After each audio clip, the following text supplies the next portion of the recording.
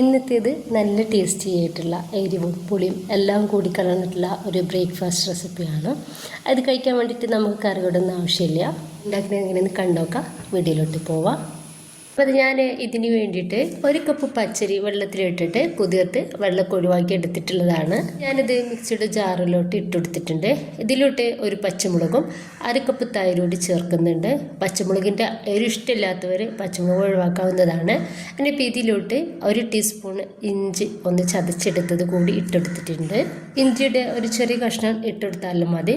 ഇനിയിപ്പോൾ ഞാനത് നന്നായിട്ട് അരച്ചെടുത്തത് ഒരു ബൗളിലേക്ക് ഒഴിച്ചെടുക്കുന്നുണ്ട്. ഇതിൽ നമ്മൾ വെള്ളമൊന്നും ചേർക്കണ്ട കേട്ടോ. ആ തൈര് വെച്ചിട്ട് തന്നെ അരച്ചെടുത്താൽ മതി.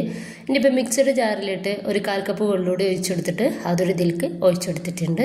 ഇനിയിപ്പോൾ ഇത് നന്നായിട്ടൊന്ന് മിക്സ് ആക്കി എടുക്കാം. ഇപ്പോൾ ഇതിലോട്ട് ഒരു 1/4 കപ്പ് റവ കൂടി ചേർക്കുന്നുണ്ട്. അപ്പോൾ ഞാൻ വേറൊരു കാര്യം പറയാൻ വേണ്ടി വിട്ടുപോയിട്ടുണ്ടായിരുന്നു. നമ്മൾ അരി അരച്ചെടുത്തിട്ടുള്ള ടൈമിൽ ഇതിലോട്ട് ആവശ്യത്തിനുള്ള ഉപ്പ് ചേർത്ത് കൊടുത്തിട്ടുണ്ടായിരുന്നു കേട്ടോ. അപ്പം ഇനി മറക്കേണ്ട, ഒന്നെങ്കിൽ അപ്പം ചേർത്ത് കൊടുക്കുക, അതല്ലാതെ ഈ ഒരു ടൈമിൽ ചേർത്ത് കൊടുത്താലും മതി. ഇനിയിപ്പോൾ ഇത് നന്നായിട്ടൊന്ന് മിക്സ് ആക്കി എടുത്തിട്ടുണ്ട്. ഞാൻ 1 ടീസ്പൂൺ വീതം ഉഴുന്നും അതുപോലെ തന്നെ നമ്മുടെ സാധാ പരിപ്പും എടുത്തിട്ടുണ്ട്. 2 ഇല കറിവേപ്പിൻ്റെ ഇല കൂടി എടുത്തിട്ടുണ്ട്. ചെറിയൊരു പാത്രത്തിൽ ഞാൻ വെളിച്ചെണ്ണ നന്നായിട്ടൊന്ന് തിളപ്പിച്ചെടുത്തിട്ടുണ്ട്. അതിലേക്ക് 1 ടീസ്പൂൺ കടുക് ഇട്ട് കൊടുക്കുകയാണ്.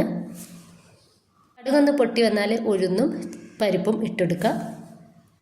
അതൊന്ന് മൂത്ത് കിട്ടിയാൽ ഈ ഒരു സമയത്ത് കറിവേപ്പിൻ്റെ ഇല കൂടി ഇതിലേക്ക് ചേർക്കാം. ഇടയ്ക്ക് വെച്ചിട്ടുള്ള നമ്മുടെ ഒരു മാവിലേക്ക് ഇതങ്ങ് ഒഴിച്ചെടുക്കുക.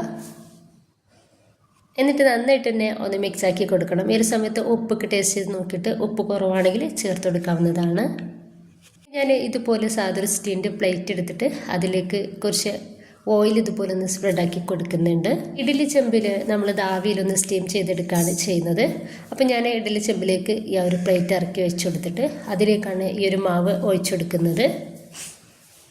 ഒരു സമയത്ത് വെള്ളം നന്നായിട്ട് തിളച്ചിട്ടുണ്ട് കേട്ടോ. ആ ഒരു സമയത്താണ് ഞാനൊരു മാവ് ഈ പ്ലേറ്റിലേക്ക് ഒഴിച്ചെടുത്തിട്ടുള്ളത്.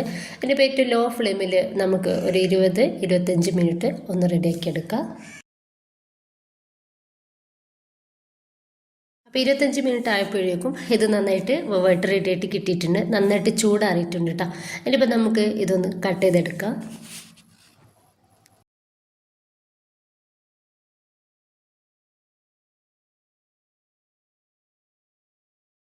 നല്ല ഹെൽത്തി ആയിട്ടുള്ള നല്ല ടേസ്റ്റി ആയിട്ടുള്ള ഒരു ബ്രേക്ക്ഫാസ്റ്റ് ആൻഡ് ഈവനിങ് സ്നാക്സ് തന്നെയാണിത്.